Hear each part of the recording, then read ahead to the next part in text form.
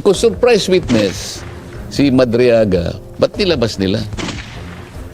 Ngayon lang nakikita ko na yung halimbawa, pag nakita ko yung testimony niya, di napaghandaan ko na siya, ito tatanungin ko siya ng Yun na ganito. nga po, oo. Tatanungin ko nito. Oo. Paano kung lahat ng tinanong ko bumagsak siya? Eh di wala.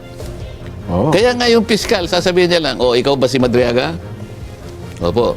Tetestingin niya lang eh. Oo. Kaya bakit siya pinresent? Kagat. Eh kasi yung, may strategy dyan. Lalo na Opo. kung yun ang inaasahan mong makakapagpabagsak doon sa kalaban mo. Baka naman ang strategy nila, Sen, sa kamera pa lang, gusto na nilang gibain kung sino yung nirereklamo nila. Hindi kaya ganun. O baka hindi sila interesado sa impeachment. Kasi baka alam nila na pagdating sa Senado, mahirapan babagsak. sila, di ba? Oh. So, ma-achieve nila yung kanilang objective. Oh. Dito pa lang kanya, huwag na natin, total wala tayong kalaban-laban dun eh. Oo. Bakit? Eh, 16 ang kailangan eh. 16 na mahirapan boto. tayo makakuha ng 16. Kwenta-kwenta. O pala yun. Dahil nga siguro ganun, Sen, kaya sa kamera pala kinakailangang magiba na natin, magawa na natin yung ating motibo. Kaya nga, naniniwala ko dahil nga tinanong ko sa'yo, bakit siya pinresent? Kung surprise witness. Oo. Eh kasi yung, may strategy dyan. Lalo na kung yun ang inaasahan mong makakapagpabagsak doon sa kalaban mo. Anyway, Sen, ito mukhang puro daw po talagang pasulong. Ito pong pagharap ni Ramil Madriaga. Sino Diyan po yun? sa Kamara ng Representante. Nabalitaan ko nga. Sa pagdinig dyan, mukhang gagamitin yata itong state witness, Sen. Ano ito eh? Surprise witness. Hindi naman surprise, kundi expected naman ito. Ito ho ang pinagkaguluhan ng Kamara ng Representante. Pinagkaguluhan. Pinagkaguluhan po, Sen. Bakit? Mukhang... Kasi ako, sa totoo lang, Opo. wala pa akong nakita kahit anong klaseng episode ng kanilang nababalitaan ko lang. Ganun ba? Hindi ko na Hindi papanood. napapanood, ano ha? Yun nga po. Ano yung salita mo kanina? Na surprise Oo. witness daw po. Oh. Inimbitahan daw po ito para sabihin at Di parang ipaliwanag. dito ka mo, parang Surprise witness nila. may sinabi ka parang ito yung pang surprise ba yung sinabi mo? Opo, opo, oo. Sige. Kasi nga raw, Bakit siya surprise? marami daw po itong alam at di umano ay pinagkakatiwalaan daw po ito ng dating Pangulong Rodrigo Duterte at saka ni VP Inday Sara Duterte, Sen. At ito daw pala ay nagdi-deliver ng mali-maleta, dapol bag ng salapi sa mga kakilala ng dating Pangulo at ng pangalawang Pangulo, Inday Sara Duterte. Kung surprise witness siya, bakit siya nilabas ngayon? Para daw po talagang maidiin, makakita ng probable cause. Kasi di ba sa Justice Committee ng Kamara, yun lang ata ang hinahanap nila, Sen, di ba? Probable cause. Alam ko kasi by stages yan, di ba? Opo. Kinakailangan makapasa ka dun sa sufficient inform. Una Sufficiency po yan. inform. Opo, oo. Tatlo yan eh. Sufficiency inform, Substance. sufficiency in substance, Yes po. at saka the complaint alleges sufficient grounds, parang ganyan. Okay, oo. Kaya kailangan merong determination of whether or not the complaint alleges sufficient grounds. Opo. So, nag-declare, di ba, sabi niya, ang pagkakaalam ko, nag-declare ng sufficiency of grounds eh. Yes po. O di sapat na yon. Bakit nagkakaroon ng hearing? Yun ang aking tinatanong sa'yo. Hindi, sabi daw kasi mukhang nare-required na rin po ata na magkaroon ng, dati tawag nila mini trial eh. Ano ha? Para, kumbaga sa fiscal daw po, pagkariwang kaso, magkaroon daw po ng basihan para maiakyat sa korte yung kasong kinakaharap ng isang tao. Hindi, mali yun. Ganun ho ba? Kasi nga, yung impeachment kasi, Opo. kung ikukumpara mo sa pangkaraniwang kasong kriminal, Yan, opo, oo. ito kasi hindi naman kriminal, hindi civil eh. Hindi It's po. more on political eh. Ipaghalimbawa mo, kaya nga merong ang tinatawag nating maghahabla sa kanya, House of Representatives eh. Opo. Kaya nga sa setup natin, magsisimula yung impeachment sa House. Yes po, sa kamera, oo. At pagkatapos na-establish nila yung kanilang course of action, kung tutuusin mo sa regular course of action eh. Opo. Sa House naman, articles of impeachment. Sa mga kapatid, kung ilang pananagutan ang gusto nilang gawing para ihabla siya. Halimbawa, 10 articles. Prosecutorial ito eh. Opo. Kaya nga ang tawag dun sa mga maghahabla, prosecution. Yes po. Kaya sa sa tuntunin ng House, meron silang i-elect na 11 prosecutors. 11 prosecutors, yes. Sa mga PID, ang nature ng impeachment proceeding sa House, inquisitorial lang siya, parang preliminary investigation. Opo. Kapag ka pumunta ka sa piskalya, hindi nagtatrial doon eh. Ganun ba? Sapat na sa piskal yung madistinggin niya. Kasi noon, lalo na noon Opo, ang quantum of evidence noon ay probable cause. Opo, So masyado siyang mababaw. Na basta naisip lang ng piskal na may batayan ito. Okay ito. mukhang dapat ko talagang ihabla to. Isampa na sa korte So yan. pag nagsampa siya sa korte, aarestuin na siya. Opo. Probable cause. Pero ngayon kasi, binago na yun eh. Okay. Ang quantum of evidence ay yung tinatawag nilang prima facie Prima facie, opo. with sufficient certainty of conviction. Ganun eh. Yes po. Kaya ngayon, pag sinabi mong prima facie, almost almost sigurado na may kalalagyan to. Yung inireklamo, tama kayo. Oo. Ngayon, kung surprise witness si Madriaga, ba't nilabas nila? Kasi itong mga sinasabi nila ngayon, ang talagang trial sa Senate eh. Ngayon lang nakikita ko na yung halimbawa, pag nakita ko yung testimony niya, di napaghandaan ko na siya, ito tatanungin ko siya ng Yun ganito. na nga po, Tatanungin ko ganito. Paano kung lahat ng tinanong ko bumagsak siya? Eh di wala. Kaya nga yung piskal, sasabihin niya lang, ikaw ba si Madriaga? Opo. Tetestingin niya lang eh. Kuminsan ang daming nahuhuli sa piskalya pa lang Piskal, oo. Kasi nung nagtatrial pa ako sa bandang Laguna, Opo. may nauna eh. Pero kasi maliit lang yung opisina. Ito muna yung nauna. Attorney Nelson Lubao. Yan. Asan ang ano mo? Sir, wali ka. Asan yung akusado? Asan yung complainant? Ito. Complainant, halika. Sabi ng piskal, Opo. Ito ba ang iyong salaysay? Ito yung complaint mo? Opo. Nako. Di ba puro kasinungalingan ito? Di ba tinuruan ka lang? Ganun sabi ng piskal, Kasi po, ang abogado ko po patay na siya. Ganun lang naman ang ano eh. So pag na-establish niya, kahit na tinakot niya, pirma mo ba ito? Opo. Kahit anong gawin niya. Sige, okay.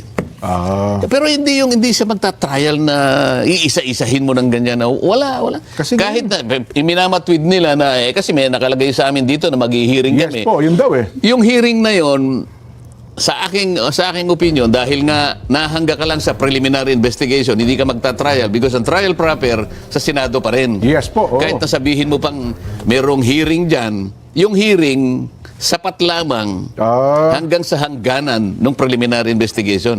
Hindi siya trial para ma-examine mo yung merits nung daladala niyang siguro ang sinabi niya halimbawa, affidavit, ikaw ba si Madriaga? Ito ba ito yung ganito? Ganito ba ito? Pirma mo ba ito? Ito bang taong binanggit mo rito, buhay? Ito bang ganito? Hanggang ganun lang. Pero yung merito nito, para ngayon ay tingnan mo yung kung bastante ang kanyang kredibilidad. Hindi yun ang ganun ba? Hindi yun. Kaya nga sabi ko, kung ito yung star witness para halimbawa gamitin nila against Vice President. Unang-una, preliminary investigation lang to eh. Tapos ang quantum of evidence, sabi ko ngayon, prima facie. Nung tinatanong ata siya, balit-balita ko lang naman wala namang corroborative evidence eh. Sana man lang merong independent evidence gagamitin mo para yung statement niya totoo. Parang walang ganoon eh. Mukhang siya lang po ata. So bagsak siya. Babagsak siya doon sa quantum nung certainty of conviction. Kasi kailangan admissible, kailangan corroborative. Paano mag-admissible meron daw checking Yun. Isa pa yun. May hindi na nalabas ang check eh. Ito nga yung sinasabi ko, dito pa lang, lilitaw na yung bakit sila nagpakadalubhasa na ilabas ito kung ito pala yung kanilang pambato? Hindi, pero Sa akin lang naman kung wala man daw po mga corroborative statements, baka naman daw po sa mga dokumento, mga hawak nitong papel.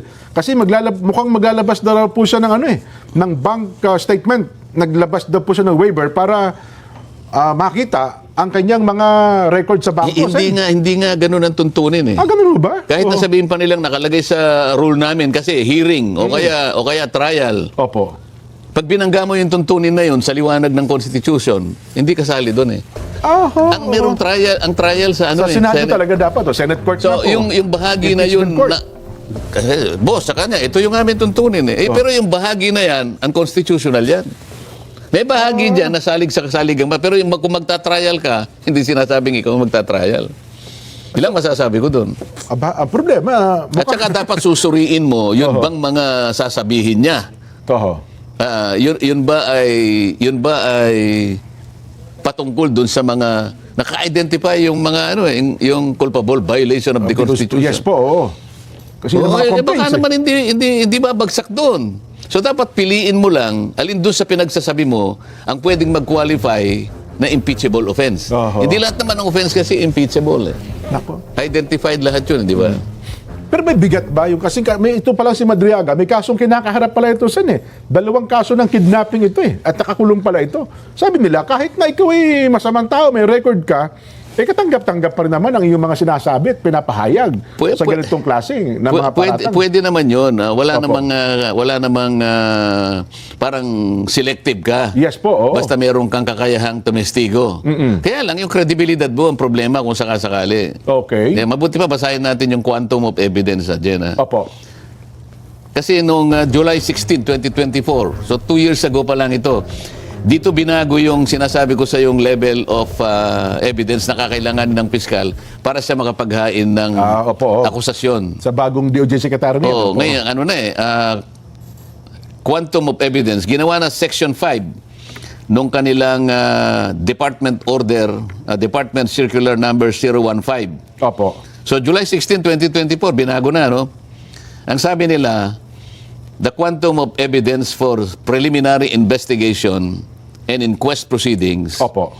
is prima facie evidence with reasonable certainty of conviction. Oho. Sa mga tweet, kapag tinuloy mo to, sabi niya, the quantum of evidence is met when the prosecutor is convinced that the entirety of evidence presented by the parties is, 1, admissible. Number 2, credible.